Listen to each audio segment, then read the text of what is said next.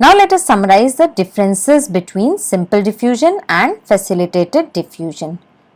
So, what we have seen is simple diffusion occurs through lipid bilayer, while facilitated diffusion needs a carrier protein or a channel protein. Then simple diffusion follows linear kinetics, while facilitated diffusion follows saturation kinetics.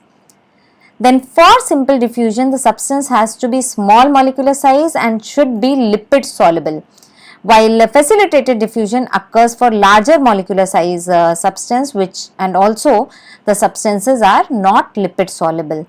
So this needs lipid solubility, but if the substance is too large, even if it is lipid soluble, then it won't be transported by simple diffusion, then it will need facilitated diffusion. Because for a very large substance, it will be very difficult to diffuse through small pores in the membrane, right? So lipid solubility and a small molecular size, simple diffusion, while non-lipid solubility and a larger molecular size, facilitated diffusion. Then simple diffusion is a bit slower, facilitated diffusion is faster, because you see that this diffusion is being facilitated, right? So term itself will indicate that yes, facilitated diffusion is faster. Then simple diffusion is non-specific, and because facilitated diffusion uses carrier proteins, it is a specific and hence can also undergo competitive inhibition.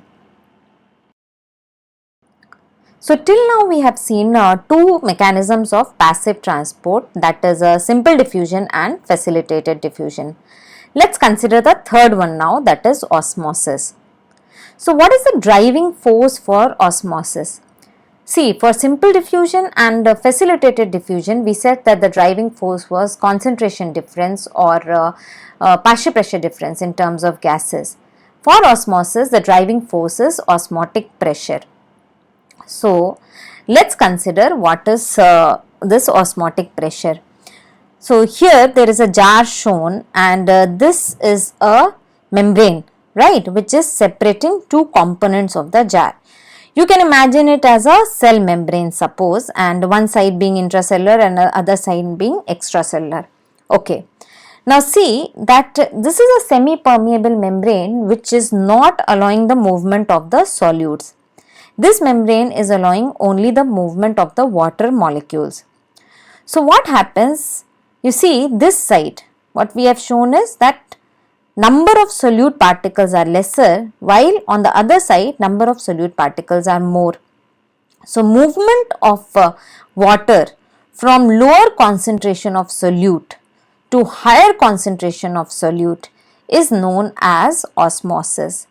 And this number of solute particles are determinant of the osmotic pressure. So you see, because number of osmotic particles are more this side, so this has more osmotic pressure, and osmotic pressure is like a pull force. So water molecules move from lower concentration of solute to higher concentration of the solute, but obviously the membrane should be permeable to only the water molecules and not to the solute, because if it is permeable to the solute, then solute will move and equilibrate in both the sides, isn't it?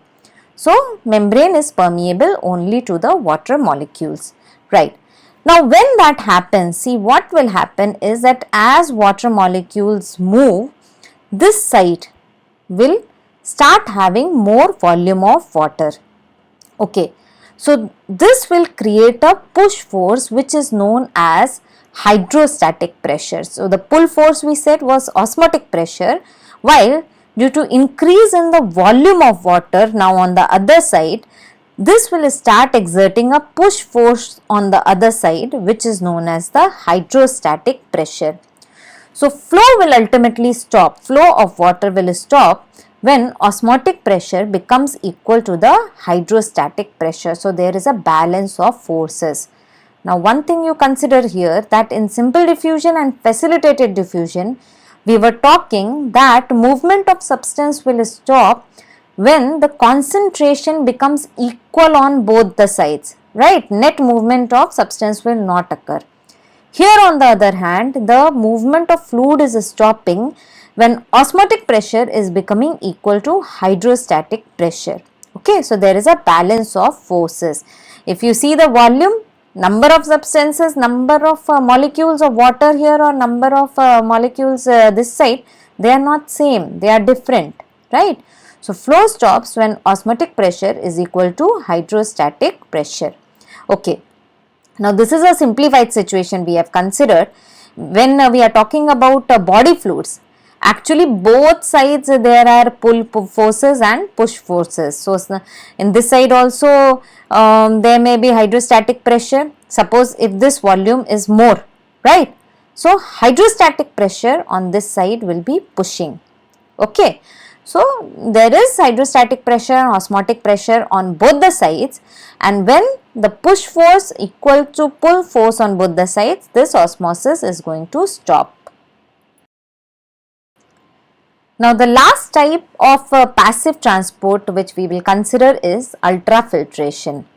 So, ultrafiltration is filtration under pressure, and a substance passes through the filter depending on its size of filter pore and pushing pressure. So, water will also pass, and the substances which can pass through the membrane, right, depending on the pore of the membrane, they will also pass. So, it is the filtration under pressure. A very good example is happening in kidneys, where filtration of plasma is occurring and forms the tubular fluid, what we when we study the glomerular filtration, right. So, that is ultrafiltration.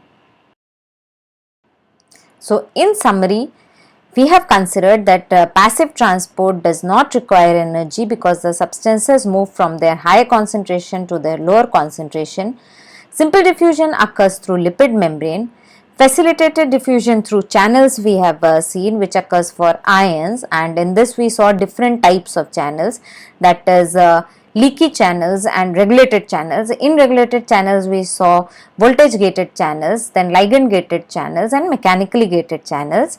Then facilitated diffusion through carriers also we considered, and finally we saw about osmosis and ultrafiltration.